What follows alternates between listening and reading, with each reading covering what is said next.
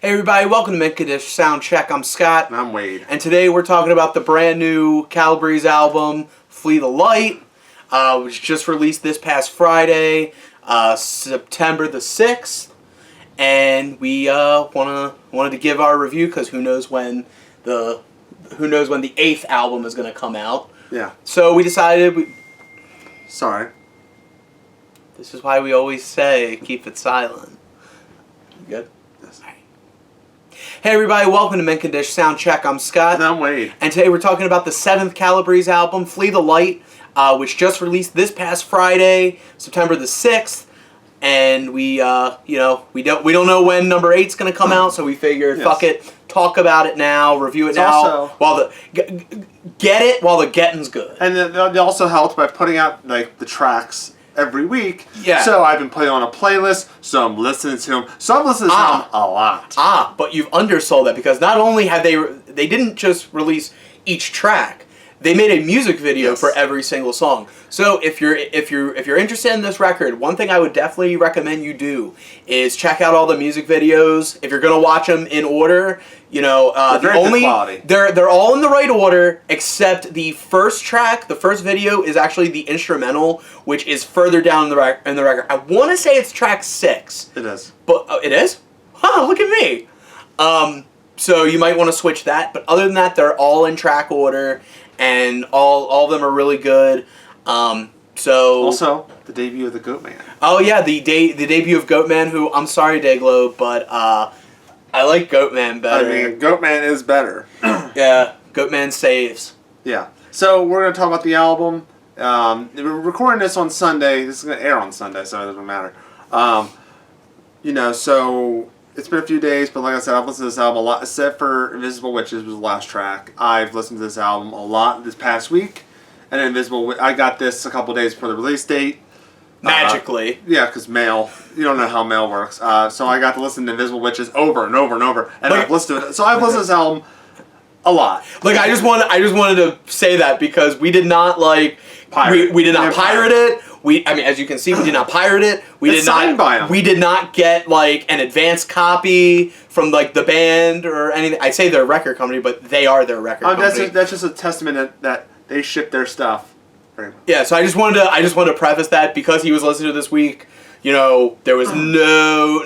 This is a band we would never pirate. Yes. We would never pirate. We would do anything. If we can't listen to it physically, we'll listen to it on Spotify so they at least get the credit there, or on their YouTube page where they'll get the credit there. They'll get our 22 cents from Spotify. Exactly. The point is, if we're listening to Calabrese, we want to make sure Calabrese is getting. Alright, so since this is we've done this before with another Ghost, we did it for Ghost. Yes. So we're going to do this similar, since we're not talking about 2 albums, we're going to extend on this album a little bit. We're going to talk about what we like, what we dislike, our favorite songs, our least favorite songs, and of course at the end we're going to do our rankings, our updated rankings with this album included. Correct. So I really like this album a lot. Me too. I thought top to bottom, I think this is not only one of their strongest albums, but probably one of the strongest albums of this entire year, of any band. Yeah, I agree.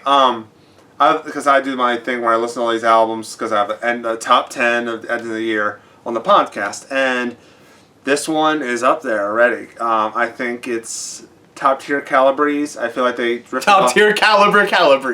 I feel like I feel like they changed directions with Lust for Sacrilege. I'm kind of glad they went back to a more.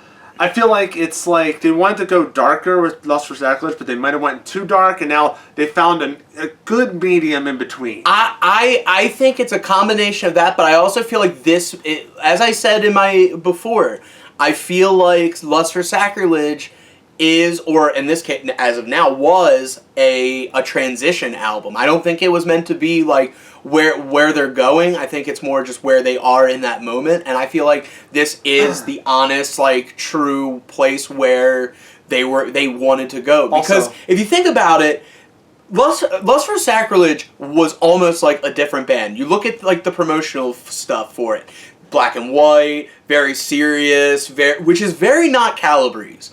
That's not to say they weren't like that, but it was very different. A different logo. It's the only one that didn't feature the traditional Calabrese logo. That's true. I didn't think about that. It was the only one that was literally just a picture of them. There was one I know Born with the Scorpion's Touch has them, but it's edited.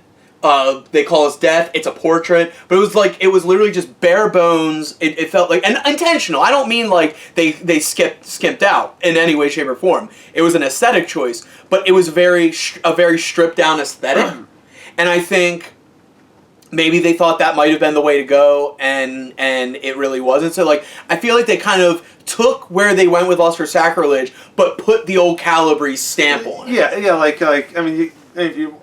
Because before this album, I wouldn't call it a full going back to basics. I would call it as taking where they were going. Like I feel like taking all the good parts and putting together. I feel like they almost in a sense wanted to be another band, like change it completely, and then they're like, I don't know, I like what we're doing, because I never disliked Lust for Sacrilege. I mean, Bobby's movie reviews. Bob's movie reviews. And you just got the silliness. They have such a personality. Yeah. You want it to show. Yeah, and like more than Scorpions Touch, their personality shows a lot. And I think what they did with with Flee the Light, both in the sense of like the imagery with like the cover and the photos the shoots they've done and stuff, and the music videos, is I feel like they took Lust for Sacrilege but put it through the classic Calabrese filter, and I think they found this really good.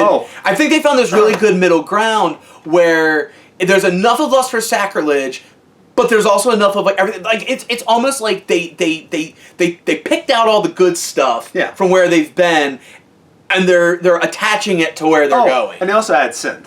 They did add synth, and there's a great use of synth on this album as well. Chef's kiss on the freaking synth.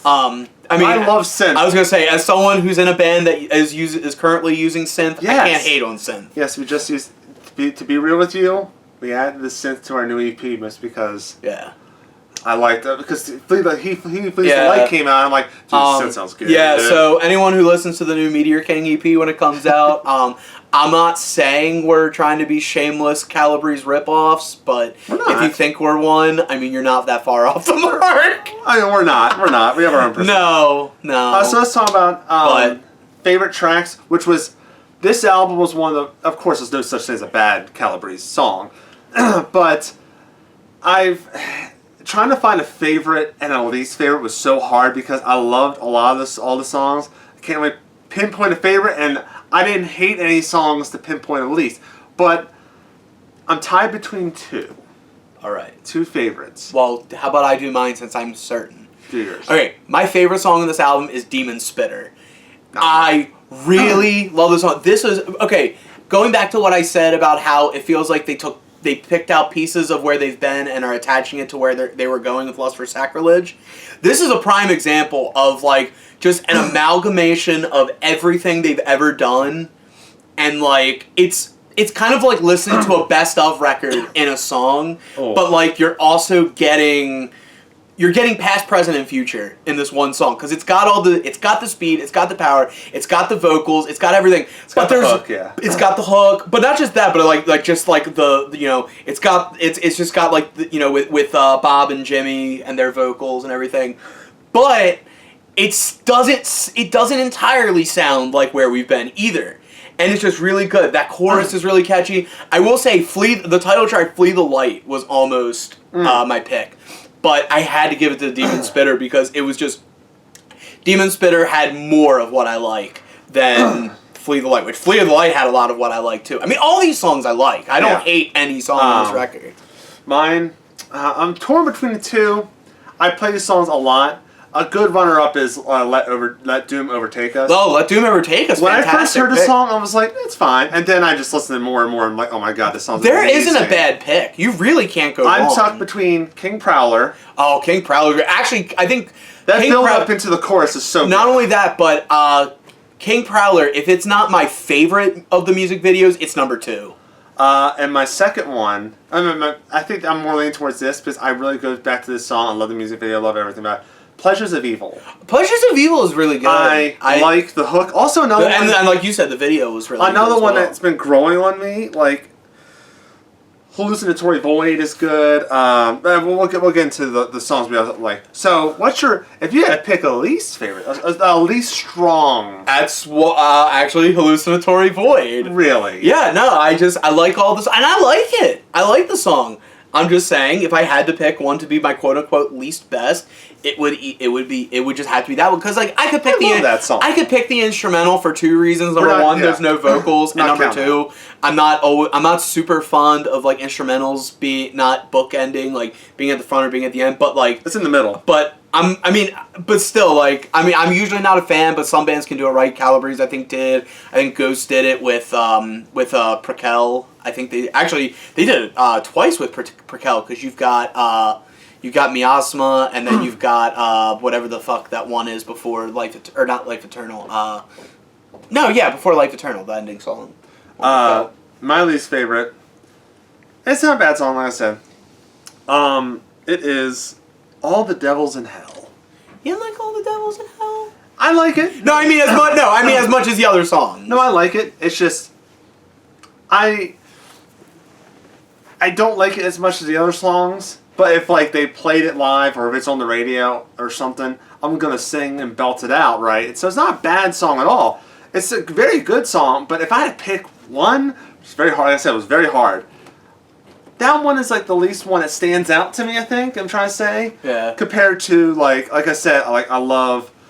It's sandwiched in between, and in the end I'm nothing and End of Times at the Gate of Hell. Yeah. Those two songs are really good. Yeah. I love the Gate of Hell music video when they're kind of in that trailer. Yeah. And it's like kind of like just dark and gritty. I like it a lot. Yeah, and going back to Hallucinatory Void, like it's just really just a case of I guess I thought the other songs were songier, the hooks were hookier, the woes were woeier.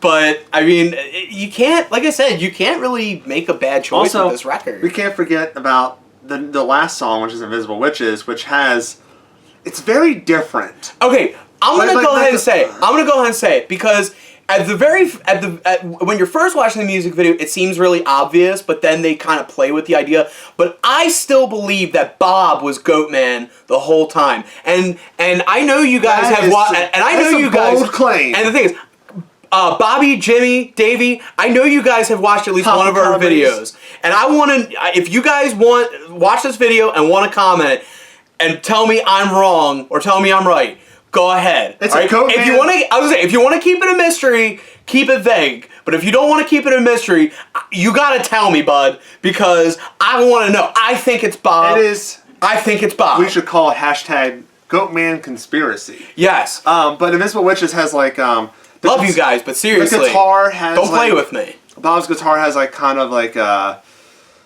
little grit to it, a little dirtiness to it. It has like a little reverb to it, and it has like a weird swing to it, to where like the chorus, you see the rats coming in, the witches going, and like it's got a nice like cool. It's like a different Calabrese chorusly hook that really is kind of hypnotic.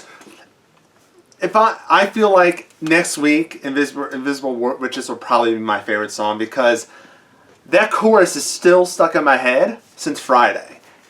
Yeah, like I would say this is like really like a great example of what happens if you took the Misfits and combined it with Danzig. I know that sounds like a very like asinine thing to say because he was in both, but when you listen to the style, it's almost like they take the spirit of the Danzig band, but then combine it with, that's all anyone ever thinks of when you say Danzig. I mean, no offense, Glenn. It's true. I don't mean to be a dick. I like all the Danzig records except 5, but I think they're all good. But it's like they take the spirit and the style and the attitude of the Danzig band, and then combine it with like some of like the speed and the ferocity and the aggression and the catchiness of a Misfits song. And it's like they make it their own. But they had this thing that like only they could do. Like any other band could play theirs. I feel like any other band could play Calabrese songs exactly the way they play it and still not sound like Calabrese. Yes. Because there's something about when you put the 3 Calabrese brothers together, led by their dad, Papa Calabrese, you put that. Who told us during their show for I think the Dayglow tour was like it's Calabrese. Whatever the fuck. Point is, you take that team, you take Team Calabrese, and there's just something about those Calabrese boys that you cannot duplicate, you cannot imitate. What Dusty Rhodes said, often imitated, never duplicated, baby. You can't do it. You can't do it. There's something about only these guys that you put them together, and it gives you this beautiful thing. And I think that's a true statement of who they are as people and as musicians. The fact that literally you could cover their music, you could get someone that sounds exactly like their vocals, exactly like their drums, guitar, bass, but you cannot imitate what they do. You will not sound. You will, if anything, you will just sound like Diet. You will never be Pepsi. And that makes what a band great. Like when a band is like, they're doing good. Like you guys did, and Joe, like last week, did Pantera. Yeah. You can't imitate Pantera. Yeah, and to be because fair, they have that little je ne sais quoi. Yeah, and not only that, but Pantera proved you can't imitate Judas Priest. But okay, so that leads to the rankings. So we go for our previous rankings and we add this to it. All right. Do you want to do yours first? Might as well, because you did it. You started last time, so I'll start this time. All right. So until Calabrese 8 comes out, the final ranking for Scott the Bot Savage on Condish Soundcheck is as follows. Number 1, top of the heap, Dayglow Necros. Number 2, Born with the Scorpion's Touch. Number 3, Flee the Light. I really love this record, and I think with time, it will surpass, at the very least, Born with the Scorpion's Touch, but for right now, they have nostalgia on their side. I'm gonna be frank about that. Number Scott. Chew your gum. Number 4 is Calabrese 3, They Call Us Death. Number 5, 13 Halloweens. Number 6 is Traveling Vampire Show. And at number 7, last, but in no way, shape, or form least, is Lust for Sacrilege. You mean Last for Sacrilege? Whatever. Okay. Again, chew your gum. Okay, so my ranking, Born with Scorpion's Touch. Classic, no bad song, nothing. Number 2, Flee the Light.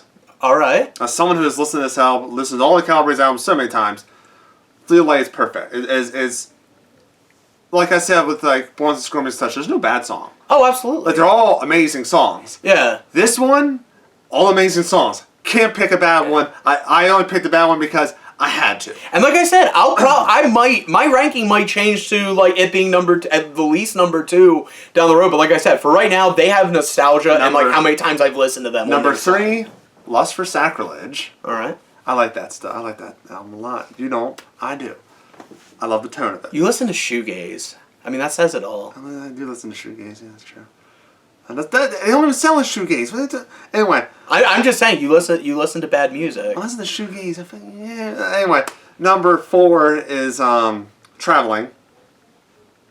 Number 5, Dayglow. All right. Number 6, They Call Us Death. And number 7, 13 Halloweens. Because Wade hates debuts. But basically, to be fair, based on your track record, that has been the case. Yeah, so, we like this album. Love this album. We don't like it, we love it. You guys check this out if you like hard punk. They're doing a tour this year in limited places. Mostly on the West Coast. And also there's like a Tennessee show. Yeah.